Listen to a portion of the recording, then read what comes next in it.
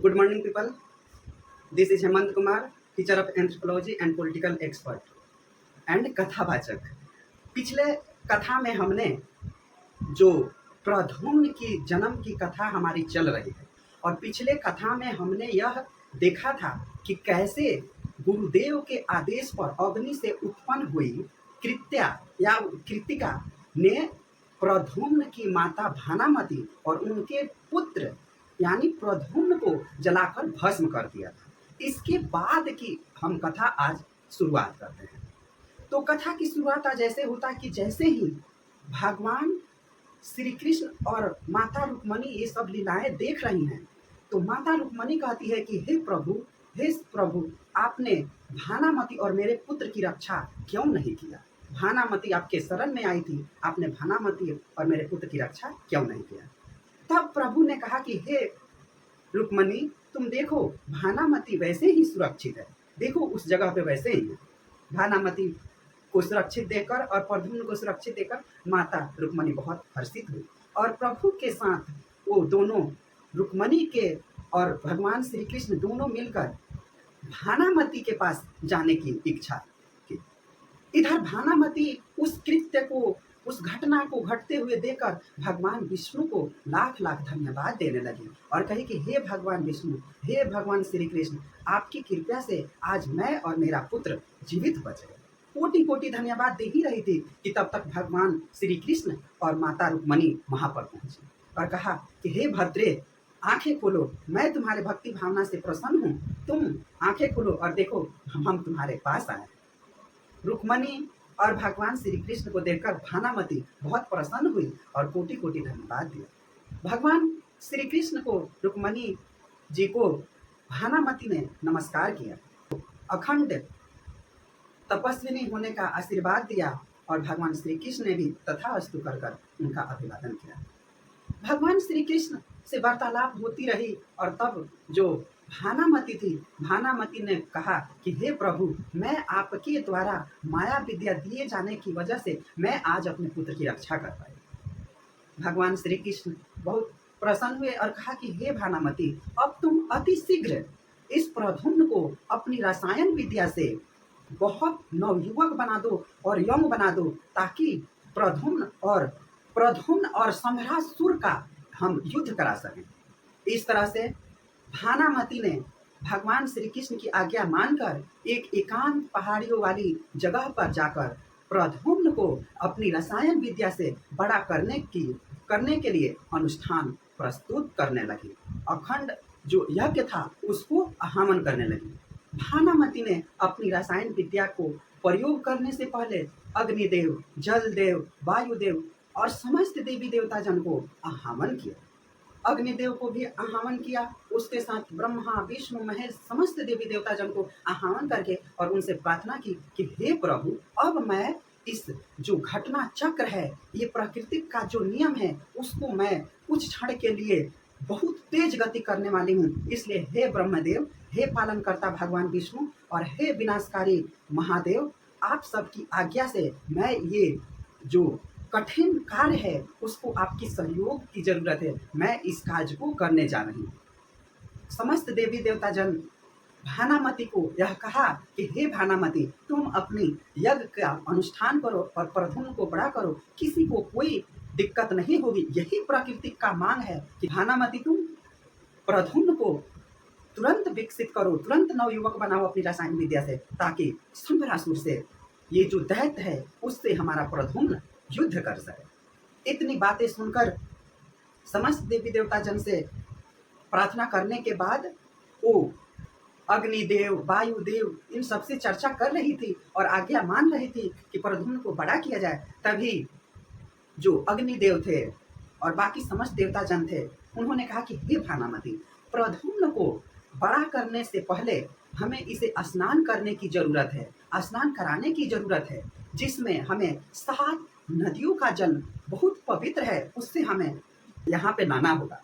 भानामती ने भगवान श्री कृष्ण को प्रणाम किया और कहा कि हे प्रभु, मैं ये कार्य कैसे करूं कि मैं 7 नदियों का जल से इनका स्नान कराऊं। और 7 नदियां तो अलग अलग दिशाओं में है। 7 नदियों का जो नाम है वो है गोदावरी, नर्मदा, कृष्णा, कावेरी, और यमुना, सरस्वती, गंगा, ये 7 नदियाँ पवित्र जल को मैं कैसे लाऊँ? तब भगवान श्री कृष्ण ने अब सातों नदियों को ये आदेश दिया कि हे सातों नदियाँ, गंगा, गोदावरी, नर्मदा, कृष्णा, कावेरी, यमुना और सरस्वती, तुम सभी जाकर प्रद्युम्न को पवित्र करो।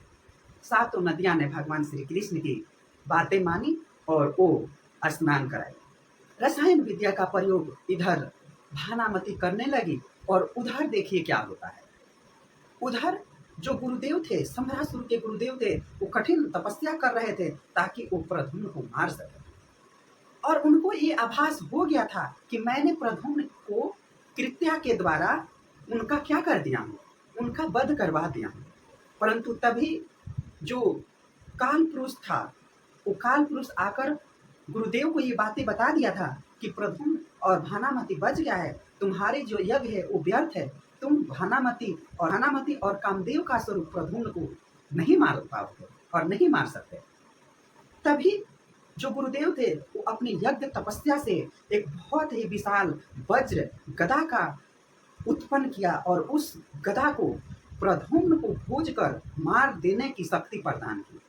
परंतु ये कार्य तो समस्त देवी देवता जन मिलकर कर रहे थे। तभी भगवान इंद्र ने अपनी ऐरावत पर बैठकर उस गदा से युद्ध करने लगे और जितनी भी शक्तियां गुरुदेव भेजते थे उस शक्तियों को भगवान इंद्र और समस्त देवी देवता युद्ध करके उसे समाप्त कर देते।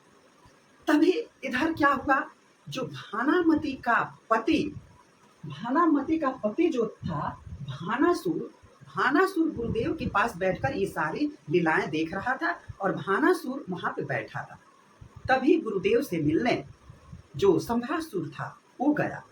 संभरासुर जैसे ही गया तो देखा कि गुरुदेव तपस्या कर रहे हैं और उनके पास ही भानासुर बैठा हुआ है और भानासुर ने संभरासुर को नमस्कार किया और उसको तो लकवा मार गया था, वो बोल नहीं सकता, हाथ ऐसे टेढ़ा था, इसलिए जो संभरासुर था वो अपमानित महसूस किया और उसने भानासुर का सर तन से जुदा कर दिया, अपनी तलवार निकाली और सर काट दिया। और उस सर ऐसे काटा कि जो गुरुदेव यज्ञ कर रहे थे उसे यज्ञ में उसका सर जाकर उस यज्ञ को अपवित्र कर दिया। गुरुदेव ने कहा कि हे संभरासुर, ये तुमने क्या किया? हम यज्ञ करके तुझे अमृत प्रदान करना चाहते थे ताकि तुम अमृत पीकर अजर अमर हो जाओ और तुमने यज्ञ को ही भस्म कर दिया। अब तुम्हारा कुछ नहीं हो सकता। तभी जो काल पुरुष था वो आकर ठहाका लगाने लगा और कहा कि हे गुरुदेव, मैंने आपसे कहा था ना कि आपकी मृत्यु बहुत जल्द होगी, 7 दिन के अंदर में ही आपकी मृत्यु हो जाएगी। इसलिए हे गुरुदेव, अब आप मेरे ग्रास के पात्र हो गए, अब मैं आपको देने आया हूँ। ये सारी चीजें देखकर संभरासुर हक्का बक्का रह गया और देखा कि अब तो गुरुदेव कह रहे हैं कि अब मैं तुम्हारे पास आने के लिए तैयार हूँ, मैं अपने आप को जलाकर अग्नि में प्रवेश करता हूँ और मैं भस्म करके हे कालदेव मैं आपके पास आता हूँ। गुरुदेव ने ऐसा ही किया और अपने आप को खत्म करके भगवान जो कालदेव थे, भगवान काहे तो हम लोग कहते हैं उन्हें जो काल पुरुष है, तो काल पुरुष के पास चलेगा। इधर जो संभरासुर था वो लौटा और महारानी अपनी जो पत्नी थी उनसे कहा, हे रानी, मैं बहुत मूर्ख हूँ कि मैंने गुरुदेव की बात नहीं मानी। और जो संभरासुर था वो अपनी पत्नी से कहता है कि हे मेरी रानी, कि मैंने जो देखा जिस दिन, अच्छा तुम याद करो कि जिस दिन मैंने प्रद्युम्न को उस समुद्र में फेंका था और उसी दिन बड़ी सी मछली हमारे महल में आई थी और उसी दिन भानासुर की पत्नी, जो भानासुर की पत्नी भानामती थी, उसी दिन उसने पुत्र को लाया था और उसी दिन मैंने नामकरण किया था। ये सब अब मुझे समझ में आ गया है कि ये भगवान विष्णु, भगवान श्री कृष्ण की माया है, इसलिए इस माया का उपयोग किया है जो भगवान श्री कृष्ण है और हम चले गए हैं कि ये हो ना हो, ये भगवान श्री कृष्ण का ही पुत्र प्रद्युम्न है। इधर ये बातें कर ही रहा था कि उधर भानामती ने प्रद्युम्न को अपनी रसायन विद्या से बड़ा करने लगी और बहुत बड़ा करके नवयुवक बना दिया और समस्त देवी देवता जन के पास जितनी शक्तियाँ थी उन्होंने दे दिया। जैसे जल देवता ने अपनी जल की शक्ति दी, वायु देवता ने उन्हें वायु की शक्ति दिया, अग्निदेव ने उन्हें अग्नि का शक्ति दिया, भगवान विष्णु ने उन्हें चक्र गदा की शक्ति दी, भगवान शिव ने उन्हें त्रिशूल का शक्ति दिया और भगवान ब्रह्मा ने उन्हें समस्त वेदों ऋचाओं आदि का ज्ञान दिया और उन्हें बहुत सशक्त बना दिया। और भानामती ने अपनी जितनी भी माया शक्ति थी, सारी माया शक्ति और सारी रसायन विद्या प्रद्युम्न को दे दिया और इस तरह प्रद्युम्न नवयुवक बन गए। अब आई परीक्षा की। भानामती ने भगवान के आदेश पर प्रद्युम्न से कहा कि मैं तुम्हें तो समस्त शक्ति प्रदान कर दी हूँ, अब बारी परीक्षा की है कि अब तुम हमें तरह तरह की परीक्षाएं दो। भानामती छुप गई और भगवान कामदेव रूपी प्रद्युम्न को कहा कि हे पुत्र, अब तुम मुझे ढूंढ निकालो, मैं कहाँ हूँ। प्रद्युम्न ने अपनी माया शक्ति का प्रयोग किया और अपनी माता, अपनी गुरुदेव भानामती को ढूंढ निकाला। फिर भानामती अपने रूप को 2-3 हिस्सों में बना दिया और कहा कि हे प्रद्युम्न, अब मुझे असली रूप में पहचानो कि मैं इसमें कौन हूँ। प्रद्युम्न ने अपनी माया शक्ति लगाई और उन्हें भी पहचान किया। इस तरह से तरह तरह की दिए थे, जितनी विद्याएं दी थी सभी विद्या का उन्हें क्या हो गया, बहुत जानकारी हो गई और इस तरह से भानामती ने प्रद्युम्न को बड़ा कर दिया। उधर जो सम्भरासुर था, सम्भरासुर ने विकटासुर नामक विशाल दैत्य असुर को ये आदेश दिया कि हे विकटासुर, तुम जाओ और प्रद्युम्न अभी जीवित है, प्रद्युम्न को खोज निकालो। विकटासुर चारों दिशाओं में खोजा परंतु नहीं मिले प्रद्युम्न। परंतु एक ऐसा मौका आया जब विकटासुर ने प्रद्युम्न और भानामती को ढूंढ निकाला। तभी भानामती अपनी माया शक्ति से जान गई और जब प्रद्युम्न ने कहा कि हे गुरुदेव, हे मेरी माता, समस्त लोगों का यह नीति है कि गुरुदेव जो विद्या देते हैं उसके एवज में हमें दान देना रहता है, हमें जो मूल्य है उसका चुकाना पड़ता है। तो इसलिए हे माता, आप मुझे बताइए कि मैं आपको क्या दान करूं, मैं शिक्षा में जो प्राप्त किया हूं उसको क्या आपको दान में दूं। तब माता भानामती ने कहा, गुरुदेव ने कही कि हे मेरे पुत्र, अगर तुम मुझे इस शिक्षा के एवज में कुछ देना चाहते हो तो तुम जाओ और विकटासुर से अपनी रसायन विद्या और माया विद्या का उपयोग करके उसका वध करो। जो विकटासुर था उसमें और प्रद्युम्न में बहुत घनघोर युद्ध हुआ और उसमें विकटासुर मारा गया। तब भगवान श्री कृष्ण और माता रुक्मणी ने अपनी इच्छा जताई कि क्या मैं अपने पुत्र प्रद्युम्न से नहीं मिल सकती। भगवान श्री कृष्ण ने कहा कि अवश्य हमारा पुत्र मेरे पास आएगा रुक्मणी, उसका कुछ काम है, उसे पूर्ण कर लेने दो।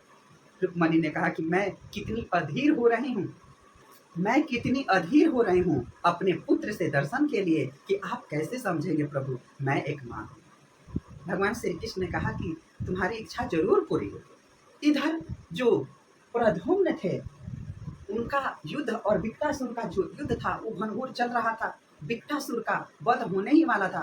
भगवान के आदेश से जो प्रद्युम्न थे उसे भगवान शिव का त्रिशूल मारा और विकटासुर का सर को अलग कर दिया और कहा कि जब तक तुम जाकर सम्भरासुर को यह ज्ञात नहीं करा दोगे कि प्रद्युम्न को कोई मार नहीं सकता, वो बहुत बलवान है, तब तक तुम्हारी जो प्राण है वो तुम्हारे सर के अंदर ही रहेगी। और जैसे ही तुम ये सारी चीजें सम्भरासुर को बता दोगे उसके बाद तुम्हारी मृत्यु हो जाएगी। ऐसा ही हुआ। जो विकटासुर का सर था वो सम्भरासुर के पास गया और सम्भरासुर को नमस्कार करके कहा कि मैं विकटासुर आपको ये कहता हूँ कि प्रद्युम्न को कोई मार नहीं सकता, वो अजर और अमर है। विकटासुर ने कहा कि हे महाराज सम्भरासुर, भगवान का पुत्र प्रद्युम्न को कोई मार नहीं सकता, इसलिए आप उनकी शरण में चले जाओ और अब मेरी मृत्यु तुरंत हो जाएगी, इसलिए आप सब त्याग कर उनकी शरण में चले जाओ। और इतना कहकर विकटासुर का वध हो गया, यानी उसका प्राण निकल गया। इस तरह से विकटासुर का वध हो गया और इधर जो प्रद्युम्न थे वो सम्भरासुर के महल में प्रवेश किया और समस्त उनके सैनिकों को मारते पीटते हुए सब भागने लगे, इधर उधर होने लगे।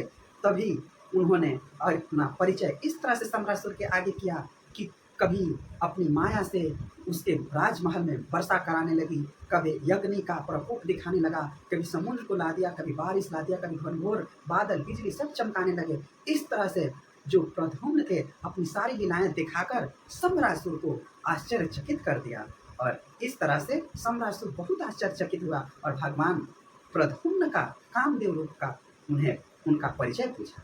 तो आज की कथा हम यहीं पर रहने देते हैं और अगली कथा हम भगवान कामदेव रूपी प्रद्युम्न की परिचय कैसे समरासुर को बताते हैं, इसकी जानकारी हम अगले कथा में देंगे। तब तक के लिए आप सबको बहुत बहुत धन्यवाद। और साथ में मैं आप सबको आग्रह करूंगा कि आप सबको मेरी कथा कैसी लग रही है, आप सब जरूर मुझे बताएं। तब तक के लिए आप सबको जय श्री कृष्ण।